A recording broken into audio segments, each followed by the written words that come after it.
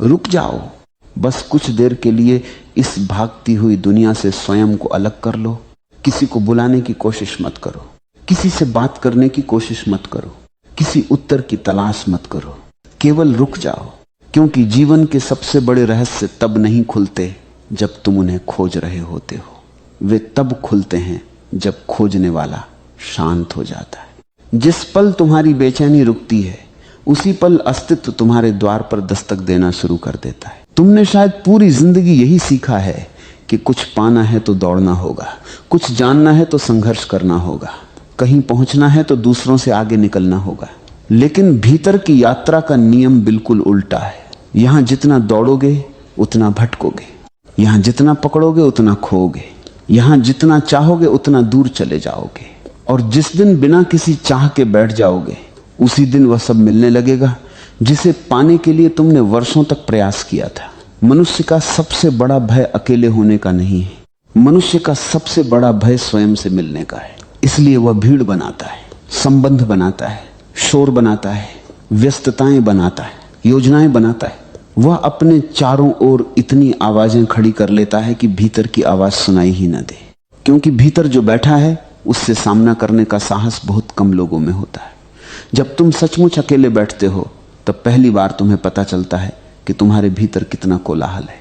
विचारों की भीड़, स्मृतियों की धूल, इच्छाओं का धुआं, अधूरी आकांक्षाओं की चीखें सब एक साथ दिखाई देने लगती हैं। पहले वे थीं भी, लेकिन तुम उन्हें देख नहीं पा रहे थे क्योंकि तुम बाहर देखने में व्यस्त थे। एकांत का पहला उपहार यही है कि वह तुम्हें तुम्हारा वास्तविक चेहरा दिखा देता है। और जब पहली बार यह चेहरा दिखाई देता है तब बहुत लोग डर जाते हैं। उन्हें लगता है कि भीतर तो अंधकार है, बेचैनी है, भ्रम है। लेकिन यही वह क्षण है जहां से वास्तविक यात्रा शुरू होती है। क्योंकि जो दिखाई दे गया उससे मुक्त हुआ जा सकता है, जो अनदेखा रह गया वही बंधन बन जाता है। इसलिए जब भीतर शोर दिखाई दे तो घबराना मत, उसे मिटाने की कोशिश मत करना, उससे लड़ना मत, केवल उसे देखना। जैसे कोई नदी किनारे बैठकर बहते हुए पानी को देखता है, वैसे ही अपने विचारों को देखना। धीरे धीरे एक अद्भुत घटना घटेगी। तुम्हें अनुभव होगा कि विचार बह रहे हैं लेकिन तुम विचार नहीं हो। भावनाएं उठ रही हैं लेकिन तुम भावनाएं नहीं हो। स्मृतियां आ रही हैं लेकिन तुम स्मृतियां नहीं हो। और जब ये अनुभव गहरा होने लगता है तब भीतर एक नया आकाश जन्म लेता है। इस संसार में लगभग हर व्यक्ति अपने मन को ही स्वयं समझ बैठा है। इसलिए वह मन के दुख को अपना दुख समझता है, मन के भय को अपना भय समझता है, मन की असफलता को अपनी असफलता समझता है। लेकिन जो थोड़ी देर शांत बैठ जाता है उसे धीरे धीरे दिखाई देने लगता है कि मन तो केवल एक उपकरण है। जैसे आकाश में बादल आते जाते हैं वैसे ही मन में विचार आते जाते। आकाश कभी बादल नहीं बनता और चेतना कभी विचार नहीं बनती। चेतना केवल साक्षी रहती है। और जिस दिन ये साक्षी भाव पहली बार अनुभव में उतरता है उसी दिन जीवन की दिशा बदलने लगती है। तुमने देखा होगा कि जब किसी झील का पानी बहुत अशांत होता है तब उसमें आकाश का प्रतिबिंब दिखाई नहीं देता।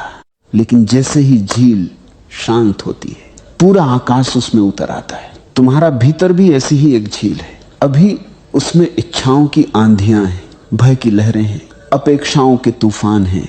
इसीलिए अस्तित्व का प्रतिबिंब स्पष्ट दिखाई नहीं देता। लेकिन जैसे जैसे तुम बैठते हो, देखते हो, स्वीकारते हो, वैसे वैसे भीतर की झील शांत होने लगती है।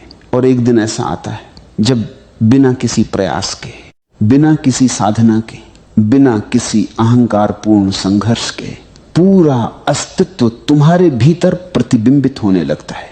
जीवन को समझने की सबसे बड़ी बाधा यह है कि हम हमेशा भविष्य में खड़े होकर वर्तमान को देखते हैं।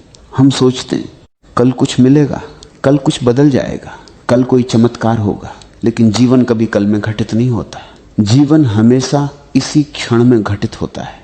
यह क्षण ही एकमात्र द्वार है और जो इस द्वार को छोड़कर कहीं और खोजता है वह भटक जाता है।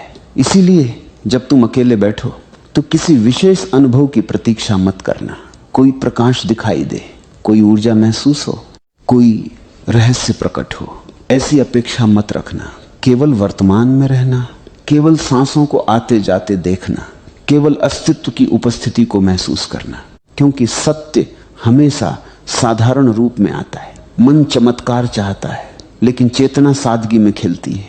धीरे धीरे तुम्हें अनुभव होगा कि जिस अकेलेपन से तुम भागते थे वही तुम्हारा मित्र बन रहा है, वही तुम्हें ऊर्जा दे रहा है, वही तुम्हें भीतर से भर रहा है। क्योंकि वास्तविक एकांत खाली नहीं करता, वह भर देता है, वह छीनता नहीं, लौटाता है।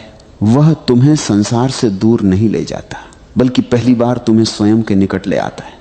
और जो स्वयं के निकट आ गया वो पूरे अस्तित्व के निकट आ गया। जब भीतर मौन का पहला फूल खिलता है तब जीवन बदलने लगता है। परिस्थितियां वही रहती हैं, लोग वही रहते हैं, संसार वही रहता है, लेकिन देखने वाला बदल जाता है। और जब देखने वाला बदल जाता है तब पूरी दुनिया बदलती हुई प्रतीत होती है। पहले जो समस्याएं पहाड़ जैसी लगती थी वे अब बादलों जैसी लगने लगती हैं। पहले जो भय असहनीय लगते थे वे अब केवल गुजरते हुए विचार दिखाई देते हैं। पहले जो भविष्य अंधकारमय लगता था उसमें अब एक गहरा भरोसा जन्म लेने लगता है, क्योंकि धीरे धीरे ये अनुभव होने लगता है कि जीवन को चलाने वाली कोई अदृश्य बुद्धि है, कोई गहरी व्यवस्था है, कोई मौन संगीत है जो सब कुछ संभाले हुए है। और तब पहली बार समझ में आता है कि रास्ते खोजने नहीं पड़ते, रास्ते प्रकट होते हैं जब मन शांत होता है, जब भीतर स्पष्टता होती है, जब चेतना जागती है। तब वही कदम उठते हैं जो उठने चाहिए, वही द्वार खुलते हैं जो खुलने चाहिए, वही लोग मिलते हैं जो मिलने चाहिए, वही अवसर आते हैं जो आने चाहिए। जीवन तब संघर्ष नहीं रहता, एक प्रवाह बन जाता है और इस प्रवाह में व्यक्ति नहीं चलता, अस्तित्व उसे चलाता है। यही कारण है कि जितना अधिक तुम स्वयं के भीतर उतरोगे उतना कम तुम्हें बाहर की दुनिया से शिकायत रहेगी, क्योंकि शिकायत वहीं जन्म लेती है जहां अज्ञान होता है। जहां जागरूकता आती है वहां स्वीकार आता है, और स्वीकार के साथ एक ऐसी शांति आती है जिसे शब्दों में व्यक्त नहीं किया जा सकता। वह शांति किसी उपलब्धि से नहीं आती, किसी सम्मान से नहीं आती, किसी संबंध से नहीं आती। वह शांति केवल स्वयं को जानने से आती है, और स्वयं को जानने का पहला कदम है कुछ देर के लिए चुपचाप बैठ जाना, बिना किसी उद्देश्य के, बिना किसी मांग के, बिना किसी शर्त के। क्योंकि जिस दिन तुम सचमुच अकेले बैठना सीख जाओगे उसी दिन तुम्हें पता चलेगा कि तुम कभी अकेले थे ही नहीं। पूरा अस्तित्व तुम्हारे साथ था। हवा की हर सरसराहट, आकाश का हर विस्तार, पक्षियों का हर गीत, पेड़ों की हर हरियाली, तारों की हर चमक, सब तुम्हारे साथ संवाद कर रहे थे। केवल तुम्हारा मन इतना शोर कर रहा था कि तुम सुन नहीं पा रहे थे। और जब मन का शोर शांत हो जाता है तब जीवन का संगीत सुनाई देने लगता है। तब कोई रास्ता खोजने की आवश्यकता नहीं रहती, तब ब्रह्मांड स्वयं रास्ता खोलना शुरू कर देता है। जब भीतर की भागदौड़ थोड़ी शांत होने लगती है तब एक बहुत सूक्ष्म परिवर्तन घटित होता है।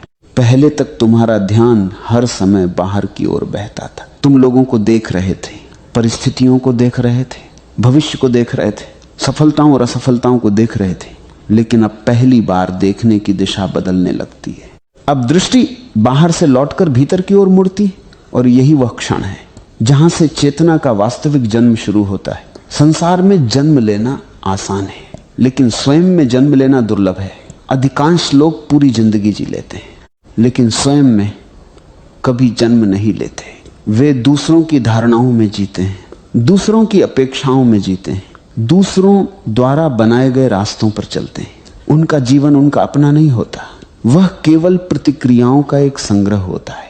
लेकिन जो व्यक्ति एकांत में बैठना सीख जाता है वह धीरे धीरे अपनी मौलिकता को पहचानने लगता है। उसे पहली बार अनुभव होता है कि उसके भीतर एक ऐसा केंद्र है जो